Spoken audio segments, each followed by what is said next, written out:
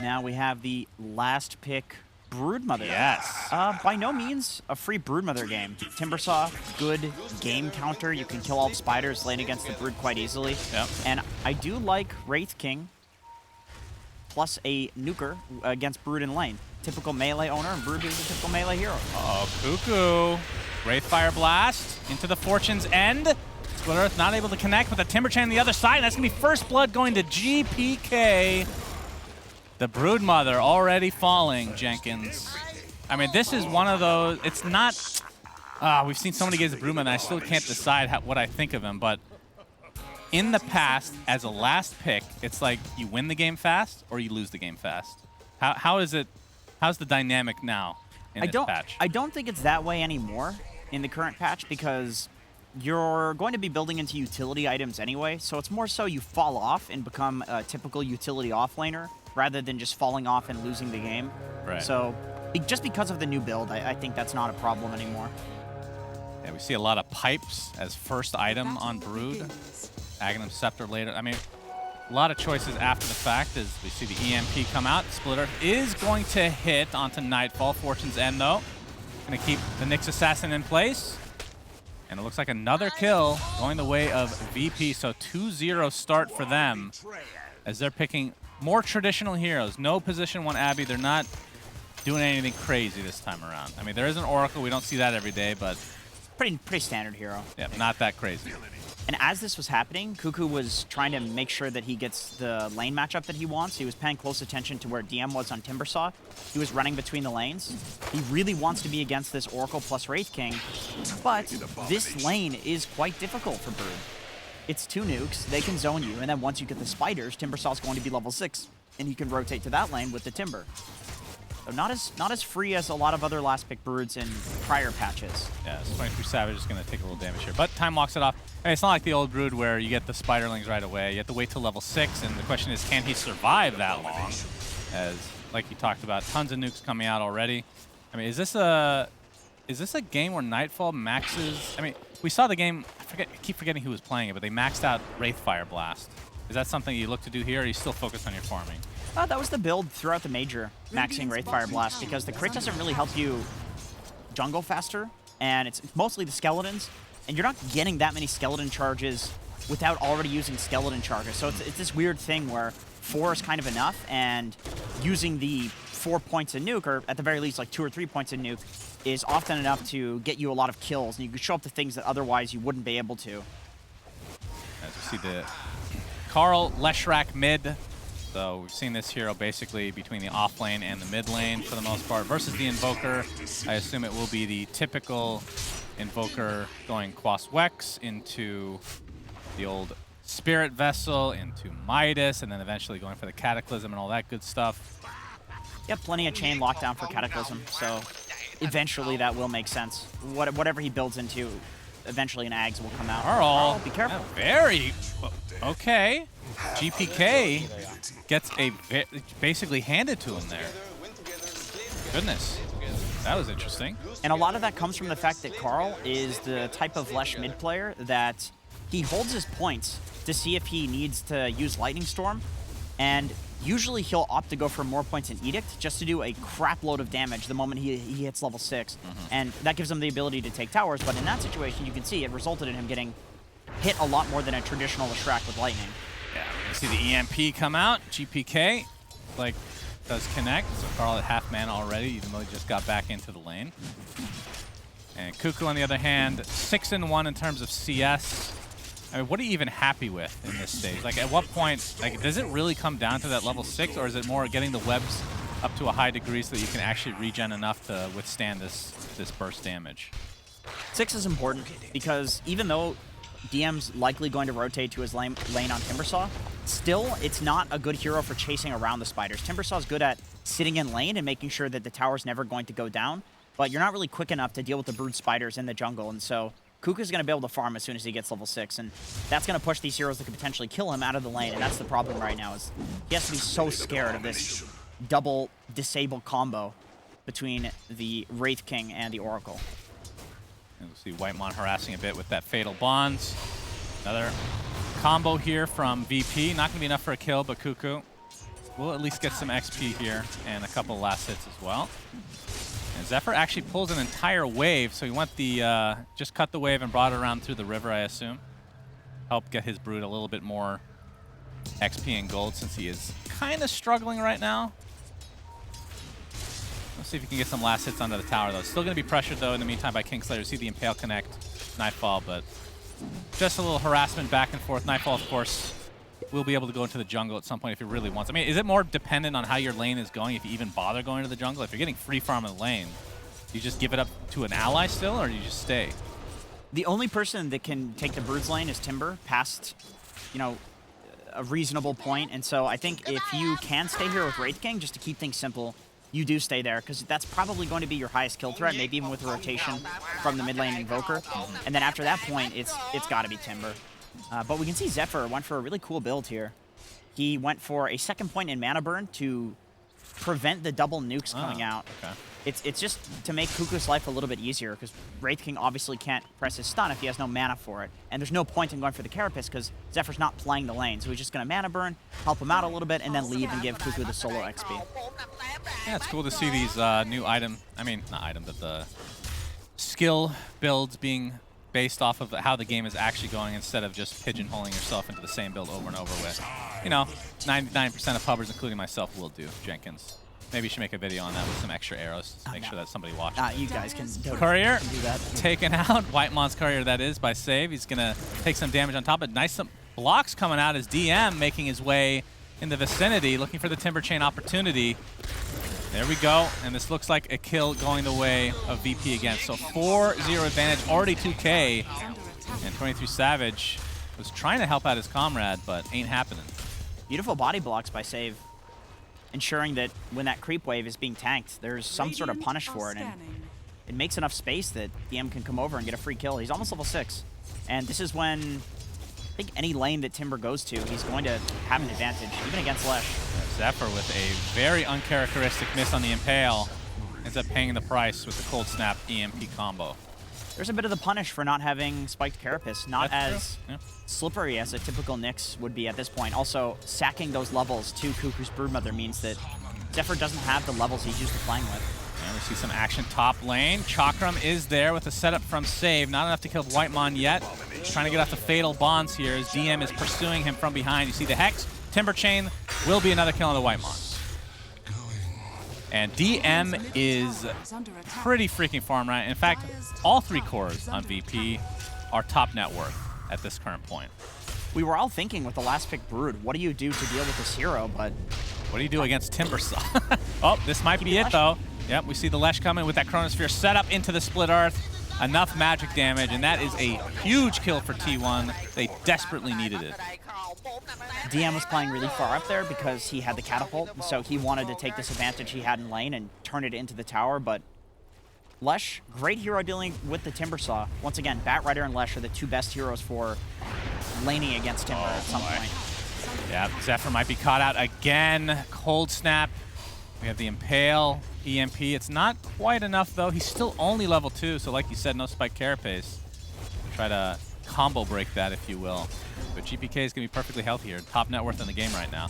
I mean, what do you think of the matchup of... I mean, I saw Void picked in the... I think it was the 3rd pick overall. And I was like, okay, this is just going to be a Wraith King game, right? And it is.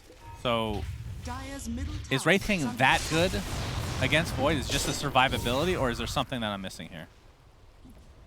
I think Wraith King is a sort of pushing hero with the skeletons as well. So similar to why Drow Ranger counters the Void. If you don't lose the ult, and also in the late game, the ult is on such a low cooldown. Oh, okay, Kuku makes a rotation. GK, I see the Spiraling doing so much damage. Fate's Edict, not enough, and now the Impale from Zephyr into the Split Earth. So nice turnaround here for T1 as you see Kuku making the transition, and this is where the hero starts to be a bit of trouble to deal with. This is really nice from Kuku. So he's doing this thing where his webs are not really in an ideal state for farming, but they are in an ideal state for pressuring. Because DM now has to rotate between mid and bot to chase the Brood. My goodness. But Brood is so fast. Timber can't chase Broodmother. That tower got decimated. Save in the meantime does get the Earth Spike off. DM in the vicinity as well with the Chakram, but Zephyr on the sideline gets the Impale only onto Save though. Looks like it might actually be enough to get everybody out with their lives. Tornado ends up missing here, but Kingslayer might be dying again. Just getting chased by Cuckoo. It's really difficult to get away from this hero as a support for sure. But the fact that they took that tier 1 tower in like, feels like less than 10 seconds, pretty crazy. What a smart rotation from Cuckoo. It's a very atypical thing for Broodmother to do that, to rotate to another lane, but that is the only advantage that Broodmother has over Timbersaw. Yeah. Is to just run between the lanes quickly, and Timber spends all of this time chasing, and Timber's supposed to be the hero that's doing stuff at the moment. And Whitemon getting chased by Nightfall, and one more crit will do it. Let's see if they can turn this into a tier 1 tower as well. So this game started going in favor of VP. I mean, they probably are still favored to a degree, but now that Brood is online with 23 Savage in the vicinity as well, so it'd be a trade at the very least for these tier 1 towers. I love that T1 is playing. I like that they're playing around Brood, because we saw this exact same thing in the major. Who was it? I believe it was EG, maybe it was EG. Anyway, there was a team that was picking Ursa with the Broodmother, and they would put Ursa behind Brood, so anytime the Brood counter would run at the Brood, Ursa would be there to counter that counter, because that's typically the way that works. All of the heroes that are good against Broodmother are not good against Ursa, and T1's kind of doing the same thing, except with multiple heroes. They're putting the Broodmother with the Leshrac, or the Broodmother with the Faceless Void, so that way you can't just run Timber at this hero and push it out of a lane anymore. You have to go in there with like 4 heroes to get Brood to go away. It's funny that the way that you play against Brood has kind of shifted a bit as well, because for so many years it was just the same hero, the same play style. Now we're seeing just more flexibility, it's a little bit more dynamic, and maybe a little too strong right now, but I mean, how often has it been banned in this tournament? It was, off your memory. It was getting second phase banned, so it's fallen out of favor in the first phase, presumably because a hero like Wyvern does very well against Broodmother, can kill the spiders in a support position, and it just feels much better than what power level Broodmother is at. And so because these heroes have come into the meta, Broodmother falls down, but the question is, you know, is that warranted? Should Broodmother have been still getting first phase ban? Well, it's funny because, I mean, not that Wyvern wasn't underpicked by any means at the major, but it wasn't as strong as it has been in this tournament, it feels like, right? Maybe towards the tail end, but yeah. You just discover new things with each patch, and I mean, this patch isn't even that old for all intents and purposes, but yeah, people still looking forward to whatever is in store in the next few days. As we see DM now at the hood, and Kingslayer still not level 6, 12 minutes in the game. That false promise, obviously, probably the best save in the game if you can get it off. Yep. Especially with a Wraith King that can get some regen with the lifesteal and Timbersaw as well. Yeah. And speaking of Timbersaw, you're going up against a Faceless Void with time dilation, which maybe hasn't been that big of a deal yet, but you can see he is going for the Lotus Orb to be able to dispel that. One of the more annoying spells to deal with as a Timber. Pretty good against Fatal Bonds as well, and possible Broodmother Orchid, although Cuckoo is going for Mechanism. And I think this is a good build, just given how they're playing around him. If you go for the Orchid, it's more so a kind of solo pickoff style build, and you already have enough pickoff between the Leshrac, the Nyx, and the Faceless Void. You don't need more, even though silencing the Oracle would be pretty nice. More so about supporting your team, and they do the work for you, because he's countered on Broodmother by the Timber. And we're going to see a smoke here from VP. But yeah, we typically see the pipe as a first item, like I was talking about. Solar Crest as well, but just switching it up just slightly. We've seen some Greaves, of course, in the past, in addition, as Cuckoo, with all his spiders, maybe potentially ganked here. Trying to micro them to a high degree. GPK in the vicinity. Tornado misses, though. Hits a couple of creeps, and that's about it. But a big stun from Zephyr onto 2. And now VP are on the run. Kingslayer just drops of his own accord. Cuckoo, not mincing words here. Looks like the pressure's going to be applied again, but the Ice Wall is connected here. The slow progress is a Chronosphere on all 3 on the outer edges, but what is the follow-up? Buyback onto the Oracle now. The bash is online, so Save takes the tumble. Carl, in the meantime, taking some damage from the Chakra. We see the Sunstrike coming, but it's not going to connect on anybody as Nightfall has come to play as well. Tornado will hit the Leshrac. Trying to save him with Cuckoo here on the sideline. DM, you can see, taking some right-click damage, but As we see the Radiance now online at the 13.5-minute mark. So Nightfall still with that second life, but... How is nobody dead? What's happening? Well, Lion did die. That counts as somebody. Well, I don't know. It's a Lion. Just because he's hideous doesn't mean he's not a person, okay? But yeah, now with this, I mean, obviously you want the level 12 on Wraith King. That's probably the biggest thing. Oh yeah, there was a buyback there on Oracle. GG. Yeah, he was the first to fall, actually. But yeah, that was an incredibly good chrono as the... Looks like the Impale is going to just miss here as the chase is on. Trying to get control of this jungle. Chaotic Offering being faked out. GPK doesn't have a ton of mana to work with, and Nightfall still only with that level 1 ult, but running in. Gets that Wraith Fire Blast, but it's going to be dispelled there by the Vendetta, or dodged, I should say. But Broodmother, on the other hand, is going to get bursted down between the Chakram and the Finger of Death. So VP getting full control of their jungle again. Just a little out of position there, you know, expecting that playing near that high ground is going to be enough to keep Cuckoo alive, but there's so much disable coming from the side of VP. And with Nightfall picking up his Radiance, they're super comfortable taking almost any fight, even into a high ground. They just want to punch people right now, especially with Chrono being down. Yeah, it looks like Nightfall is going for the SNY, so extra status resist, which doesn't do anything against Chrono, obviously, but that's why you pick Wraith King, to counteract the Chrono to some degree. As, 2 SNYs. This is almost certainly a candidate for getting nerfed in the next It's been nerfed. What do you mean? Not enough. I don't know. I feel like it hasn't always been SNY. It's just Sage into anything. Well, that nerfs it. I mean, it's half.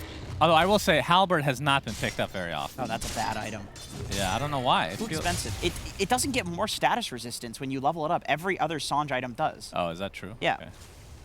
Okay, fair enough. No need to get angry, Jenkins. I'm so sorry. Your passion for the game has already been noted, and your passion for killing birds as well. Don't get me started about them. I won't. Don't worry. I never want to hear that again. They don't even exist, in my opinion. Okay. Sure. All right, we have the plate mail on Timbersaw here as just a perseverance away from finishing the Lotus. And yeah, looks like Wraith King is top net worth though. So 1K advantage for him, but the next 3 cores, or the next 3 on the net worth list, I should say, are on T1 side. So I think this first Roche is going to have a pretty big impact on the game. And I mean, who would you favor for Roche fights? Probably T1. It's mostly just the Warlock and the Faceless Void that make that. I mean, if you eventually get the Leshrac Aghanim Shard, then that's a fairly big deal for Roche. I guess VP kills Roche faster, but T1 can defend it better. Right? True. Yes, for sure. For sure. You can see the Split Earth Ag Shard, which I'm sure we'll see at some point. Started as a meme and then got buffed, and now it's incredibly good. Seems pretty good with Chrono. You're guaranteed, you know, you could stun into Chrono into multiple stuns, and I'm sure one of those will be timed that it follows up the Chrono.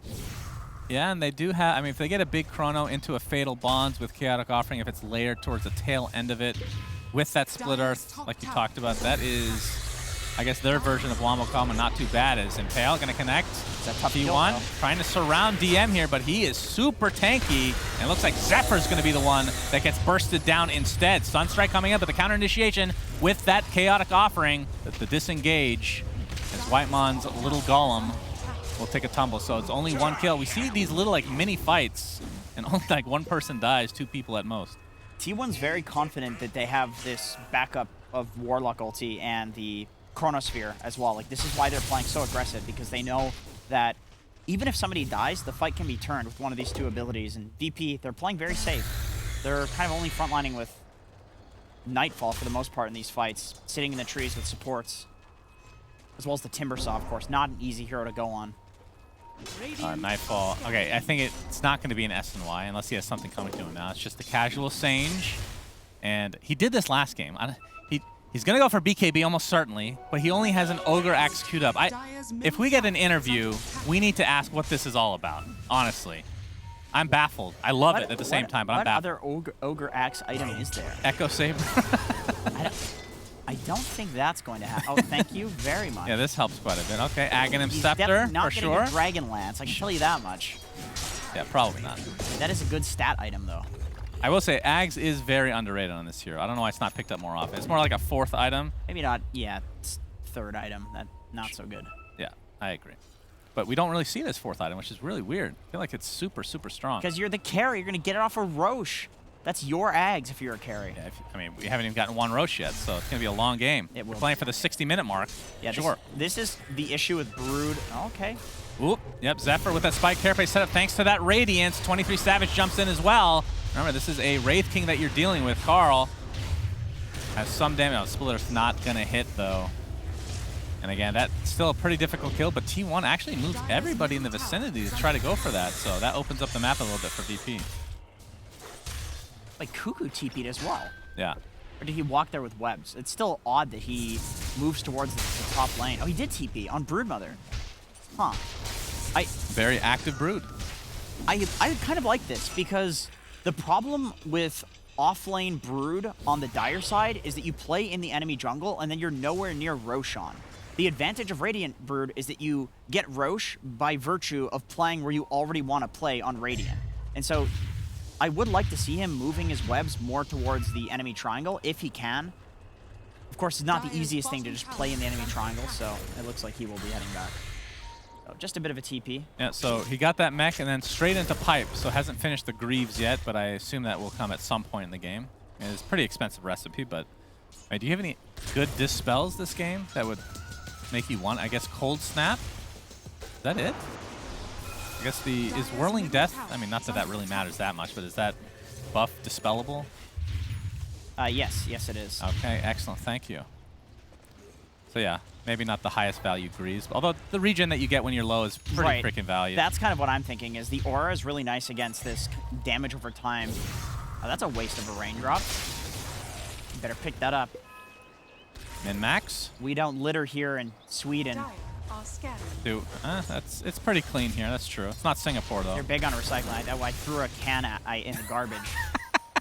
Yeah, they were very angry that it wasn't recycled. Oh, we have Cataclysm online now for VP. Smoke from T1 immediately will run right into VP themselves. And again, it's just Nightfall being that front liner.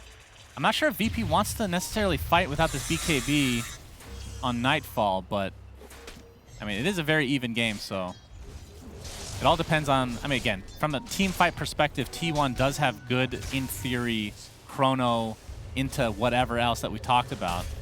But it does take some execution. We have some TPs down here. Cataclysm a little bit early. Not really going to hit anybody, but Chaotic Offering is only going to hit one because of the Yule Scepter on the save. And now the Chakram comes out. Nightfall in the midst of things. Oh, a big Whirling Death into the Timber Chain. Blows up 2 instantly on T1's side. And now they are on the run. DM opening up a can of whoop-ass on this Timber Saw. And that'll continue onto Whitemon. Wraithfire Blast applies and crits him down to the ground. Holy Jesus, DM. That felt good for me just watching it. It's funny that in this game, the exact thing that T1 usually wins team fights with, which is their patience in using their abilities and their ability to kite. In that fight, it was the bane of their existence because they were so patient, and 23 Savage didn't want to just go for this 2-man chrono. He's like, okay, they've used Cataclysm, so yeah, I can do something better than this. They don't know Kata. This is an easy fight. Oh, watch it. Just wait for it. Wait for it. Oh, God. That stun, man. What a stun. So disgusting. That was nice. Yeah, beautiful setup from VP. Very patient. And, yeah, the Cataclysm ended up just being a bait, I guess, because it didn't hit anything. But, yeah, VP come out on top big time. But they don't turn it into a Roche or anything like that. Didn't have enough time. But we do see a 3-man smoke already from VP. Oh, Cuckoo. There goes all the spiders. That's very sad for Cuckoo. Man, DM is... Oh, have to hold that thought as the Warlock looks to be dead here. Didn't have Chaotic Offering, obviously, so... Doesn't provide much for his team without that shard, Jenkins. Oh, he's going to get his TP cancel. Cuckoo, yep, there's the cancel. Sunstrike to follow. Down goes the Spider. VP starting to take a little bit of a lead now. 4K net worth lead. And they should be going for this tier 1 tower at the very least. And Shard is actually going to be picked up by Nightfall pretty early. How many Spiderlings have been killed by VP this match? All right, you guess. Do we answer this? Well, yeah, it's fun to try. Let's see. So he just killed about 50. I'm going to say like 200. What? Okay. Wait a minute. I'm going to say... There's no way. I'm going to say 85. I'm going to say 85. I get a mulligan. No, that's no mulligan. That's not allowed. Carl has his Pulse Nova going onto GPK with a nice Ice Wall to create some space. And DM in the river. The Chakram's out. He doesn't really have much mana to work with, so they'll have to just back here. All right, how many 99. All right, I win. Okay, I wasn't that far off. You know? said 200 something. That's only double. You're an idiot. 774 gold from spiders? They're worthless, though. Yeah, but that's a lot. He's getting swole. I mean, if you have a lot of pennies, eventually you make a fortune. Jenkins, that's why you were hired at this event. We don't even have pennies in Canada, so I take offense to that. They're banned. Google it. That's true. Okay, I won't, but thank you. Okay.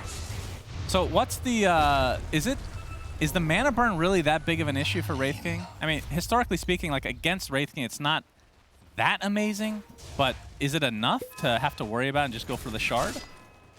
He actually delays it here. He gets the Hyperstone first. I was going to say, he's got the BKB. He's sitting on a nice 13-stack wand charge. Not really feeling too bad in any of these fights. Nyx is not having the best game. You can delay it a little bit. Okay. But we do have the Aghanim Scepter Burrow, just like every other game on Nyx Assassin. First item, brown boots. Okay, now you need the shard. Yeah, we have a 9-man smoke overall. Nightfall, the only one. Of course, he has that second life to work with. Zephyr burrowed up.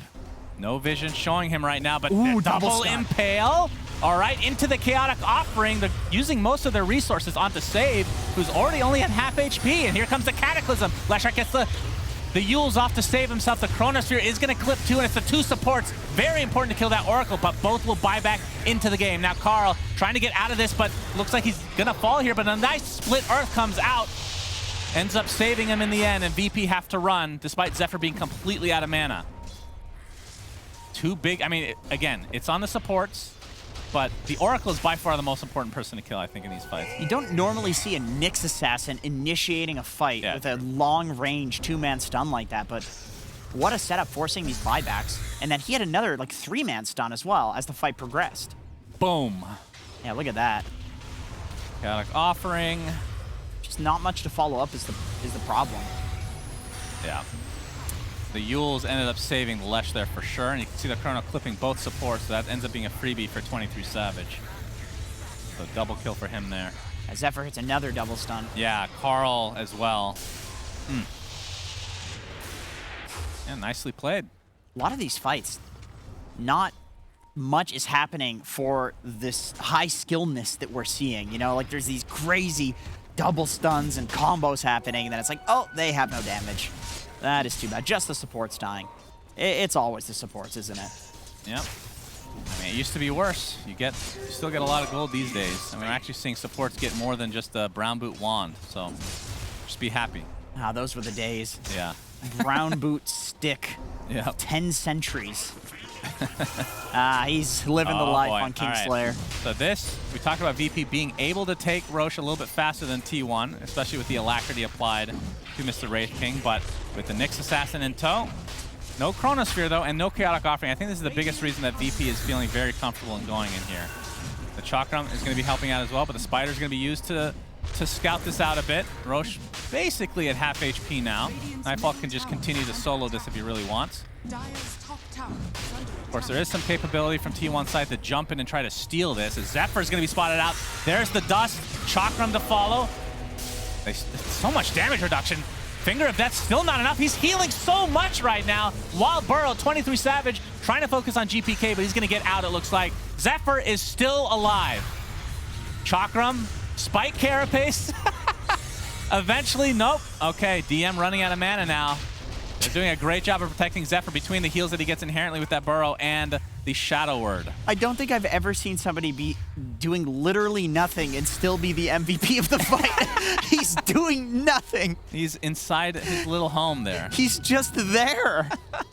Look at him. He's literally 10 polygons right there. He's literally an anthill. All right, if we're going to get more Nyx Assassin Ags upcoming for TI, let's get a little bit more polygons added to this thing, all right? That thing looks like we could use a couple more. It looks like a pile of dung. Yeah, it's quite bad. 23 Savage now going for Roche, though. You can see the spirits coming out. Try to get some vision here. Yeah, they just don't do it fast enough, but this is looking a lot like game, was it 1? Where we had a little bit of a stall here as we see the side cam onto Zephyr. Very important. Impale is going to connect. All right, the Mana Burn doing quite a bit. Nightfall going to get purged off. And he's ready to go back in again. Keep an eye on those polygons on the bottom of your screen as Roshan's getting quite low. Let's see if Cuckoo Cow can Patty go can in hit and out of the stun. pit, no He problem. does. It's another aspect that we didn't really talk about. Splitter's going to connect again. This time they're going to go on save. BKB popped by 23 Savage. That is going to be enough to take out the support, and they know he does not have buyback. And now the pressure being applied to the Wraith King. He's going to go down, but that is the first life. I believe he does have Shard. Chronosphere, just to ensure that they get this Roshan. Looks like Savage gets the snatch, so the actual Roshan ended up going to VP, but the Chaotic Offering now used in retreat here as VP attempting to get out. Deafening blast applied there, but Nightfall completely surrounded and will finally be brought down. Didn't even have his Radiance on, by the way. Just trying to dodge that Spike Carapace, but interesting choice there. Either way, T1, very nice play overall. Yeah, great chrono from 23 Savage. Great job in the burrow, by the way. Yeah, just Pile of Sand was doing a great job there, sitting in the middle of the fight, pressing his stuns off cooldown. You know, he gets to relax and have a vacation right now for, oh, what a beautiful replay. So good. Yeah. Oh, he hit a button there. Okay. I think he did hit a button. That was Spike Carapace. I believe that was one of his buttons. God, what beautiful play. The Ags is crazy, though. You get the damage reduction, you get all this guard. Every single skill is upgraded while you're inside. It's worth noting that a big reason he's so tanky is, number one, he's a pile of dung. And then number two, Cuckoo has all of these defensive items. He's got these auras. He's got Greaves aura. He's got Pipe aura. He's probably solar cresting the boy. Okay. It's not Greaves, okay, but still got the mechanism to work with. Lots of effective HP there, and the Warlock heal, of course, with the Warlock heal with the Holy Locket, like you said. And, I mean, you get 1.5, I think it was 1.5 HP percentage regeneration and mana while burrowed. So, on top of 50% damage reduction, again, I've always felt that this Ags is crazy. I don't think that last patch that upgraded from 10% from 40 to 50, I know it's pretty big. It's always been this good, though, for the most part, you know? Undervalued at the very least. I'm with you, and I think when you look at the talents, whenever you talents like this, like stun duration, cooldown reduction, it's always going to be better. And of course, Eon Disc is really strong, so that works really well with the damage reduction. Octarine Core is quite a strong item. That works really well with the Nyx Assassin in the burrow. So a lot of things going in the favor of Nyx in this patch. Sentry wards being so small, making Nyx's early game a lot better. Yeah, I mean, despite that, though, I mean, the game is still technically in VP's favor if you're looking at just the net worth. Obviously, the Aegis is online for the Void.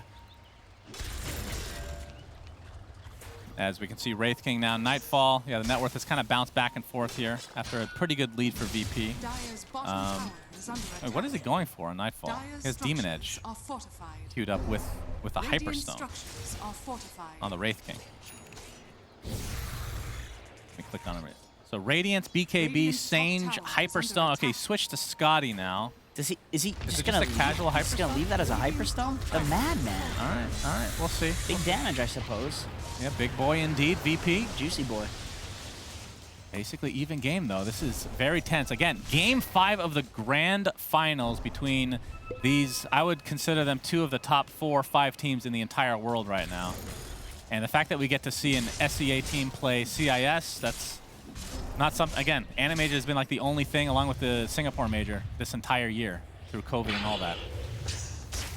Very awesome to see these guys clash here. Yeah, I agree. I think at the end of the Singapore Major, people were looking at SEA and CIS as potentially the weaker regions, and these guys are just absolutely proving that wrong. I think the SEA qualifier is probably the hardest qualifier. Yeah, I think they're only getting 2 teams as well, right? If I'm not mistaken. One team. One team. It's going to be T1 plus 1 team. Oh, right? yeah. Which is... I'm not sure, actually. I think that's the case. Either way, you're my analyst, by the way. You're supposed to be able to answer that. Okay, Just saying. you know all I watched was NIDPC. I was with you. Yeah, but I'm telling you what I know. Okay? Just agree with me. Okay, yeah, you're right. Okay, you're totally right. 23 Savage has his chrono available. You can see, oh, Zephyr gets off the Spike Carapace. Again, this is Wraith King we're talking about. They're going to take him out really fast. Pops his BKB, though. Yeah, and there's the False Promise. Okay, have we seen False Promise? I have not seen it personally. Has he cast this? Honestly? I'm sure he has. I'm sure he's casted that. Maybe it's just something I missed in the chaos, but I mean, there has been a couple fights where he dies right away because they focus him, which is what T1 is supposed to do. The only great False Promise target is Invoker. Wraith King's very survivable, Timber very survivable, and usually he's just out of mana, and so he's useless anyway if you save him. Maybe that's why we haven't seen it. Okay. All right, fortifications pop from VP as T1 attempting to go high ground. Of course, with that Nyx Assassin burrowed and the Diabolic Edict from Carl makes this a lot easier. Heals applied to 23 Savage as well. And I don't think he has a Shard on the Warlock. No, it doesn't look like it. As Zephyr gets off the stun, the double stun in fact.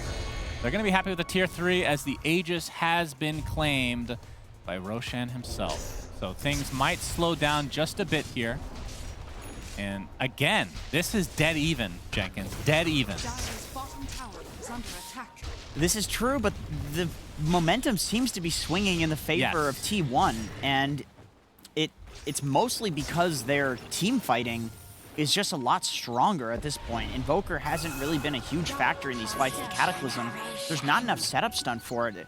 There's Lion and Wraith King, but the Wraith King's been getting focused and dying, and I mean, Lion can't get in there. He's Lion. The guy's sitting on 1,000 HP. Yeah, I mean, the more I think about it, even the Oracle, you just talked about it briefly, but what is the point of this Oracle? Is he supposed to be dispelling the Fatal Bonds? Is that the biggest thing? Because the False Promise, like we said, it's just, they don't have like a crazy, it's not like a terribly, like some crazy hero that just synergizes really well. I think it's mostly False Promise. You can save 2 heroes from the Chronosphere. You can use Fate's Edict on either the... Okay, yeah, if you're outside the Chronosphere for the save. Yeah, okay. It's like you protect from the Leshrac, you can disarm the Void, but at this point, where the Lesh is not the primary concern remotely, to be honest, it's Nyx and Void that feel like the real issues. Then the Oracle feels kind of useless. Okay, I keep seeing these items. Oh, he is going Scott. He's still on Nightfall. Yeah, Nightfall has a very weird, this is like the Costco inventories. He just goes, he queues them up literally one individual item at a time. Taking little samplers. That is so weird. There's got to be a reason for it. Yeah. As we have a dust here, but it's not going to amount to anything. Two smoked heroes from T1 side as Cuckoo in the trees. You see the Forged Spirits here, scouting him out a bit. And yeah, Nightfall now has his Scotty officially, as they do a 4-man smoke here. And yeah, Refresher on GPK, so double Cataclysm available. But like you said, not the most setup to actually enable it. It's not reliable is the issue. If they can get Lion on top of somebody where he doesn't just immediately die, then yeah, it's going to be a lot of damage. Onto Nightfall. Zephyr not going to be able to hit the Impale there, but you can see the army of spiders are here. And the mana burn, again, not going to really matter too much in terms of the second life for Nightfall because of the shard, but still pretty annoying that he can't stun anybody. Zephyr is taking literally 0 damage. I mean, it's percentage heal versus percentage damage. Which wins in the end? Oh, Cataclysm combo, it's a double! It's not even that much damage though now. 23 Savage gets off the Chronosphere. Gonna focus on the Invoker, but there's the False Promise that you talked about. Trying to do the damage through that with the Impale to follow. The burrowed Nyx is available still, getting those burrows, or the stuns constantly as we have the Chakram. Nice Impale again from Zephyr, saving his teammate, but it looks like the Lesh will finally be bursted down. Chaotic Offering was never used. They actually took out the Warlock immediately as Save getting right-click now with Cuckoo's ult as well, and Kingslayer in the trees. Double kill for Cuckoo. And T1. Oh, there's a gem too. That's a big deal because that's exactly how they're going to scout the Nyx in these fights, so... Yeah, getting that, killing the Invoker makes this entirely worth it, and this is a fight on the side of VP as well. So you win that fight, you potentially get the tower, although the creep wave is unfortunately for T1 pushed out. Cost the buyback on the save, and I mean they grew their lead from 2 to 6K there in just this last few minutes. Yeah, so mostly the T1 is in control right now. Oh man, the Vendetta.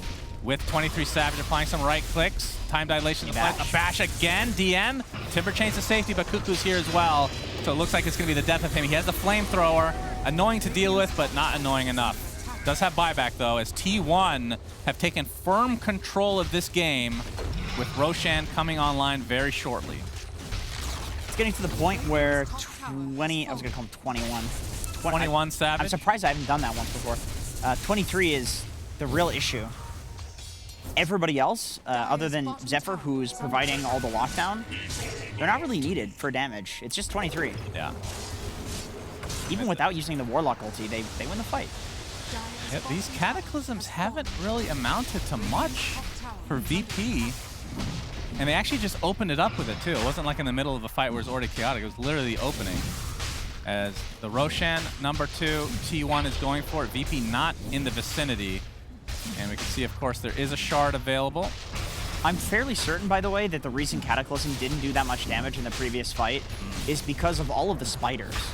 I think the spiders are soaking up a ton of the damage. Okay.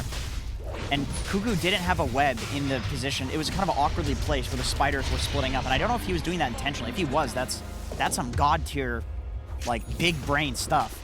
That's, yeah, that is actually crazy. It's just sick. soaking up the damage. Wow. Well, Aegis now onto the Lesh. We have Cheese on Mr. 23 Savage himself, and yeah, was a shard on 23 Savage as well? Yeah, so he gets the reverse time walk. And of course, just by default, his time walk will have 400 extra range, which is always nice. Classic. Of course, he's going to be playing for the next Roshan, where he can pick up an Aghanim Scepter. Oh, yeah, of course. As a greedy carry player, he will never be caught dead buying that himself. Yeah, of course. Oh, GPK actually pops his refresher, or we see the Cataclysm come online. The creeps. The Meteor is there with the Spike Carapace, and yikers. It's doing no damage because it's always surrounded by creeps or spiders. Yeah. Was that a... Did he Cataclysm and then Refresher Cataclysm, or did he just Refresher Cataclysm? He Cataclysm, then Refresher Cataclysm. That was a double. It's just, once again, it's getting soaked up by creeps. It does significantly less damage when these creeps get hit by it as well. Well, who knew that Broodmother's Broodmother counter. would That's so strange. That is such a random thing, as T1 very close to winning this tournament in this best of 5, game 5. They get that mid racks. Invoker's dead for 45 seconds, so this, I would think, is minimum 2 racks. Of course, the tier 2 still up top in that bottom lane. Oh, triple chrono. 3 heroes. Save, takes a tumble, a big impale, only connecting on 1, maybe not so big after all, but there's the save onto DM. He can go back to base, but now the pressure is onto the Wraith King. That is the first life to come, but 23 Savage wants to go for the support, doesn't get into the fountain though. Completely surrounding Wraith King. 3 dead. T1 look to be winning this in great fashion. Fortification is popped. They want to play it safe, considering they don't know the buyback situation potentially here. You can see T1 finally not smiling, even though I love it. They're taking this very seriously, Jenkins. Yeah, for once.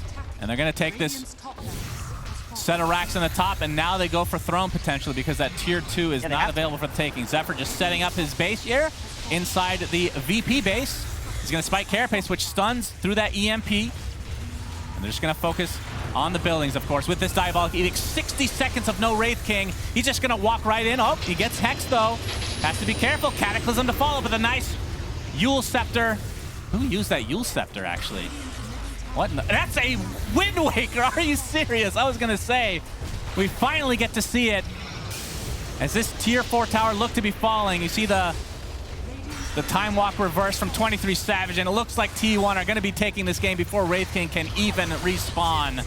T1 looking so good. Another Cataclysm, but that one actually did decent damage, but it is over. T1 are your ESL One Summer 2021 Grand Champions. Jenkins. Yeah, they're a few $100,000 richer now. Yeah. And good lord, good Gaben, did they deserve it? Good Gaben. Yeah, they get $175,000 just for them, but they look so freaking good this whole tournament. You got to give a shout out to VP, because they're the ones that didn't look good in the major, but they took this to 5 games against a really proven T1 team. But congratulations to them. They played unbelievable.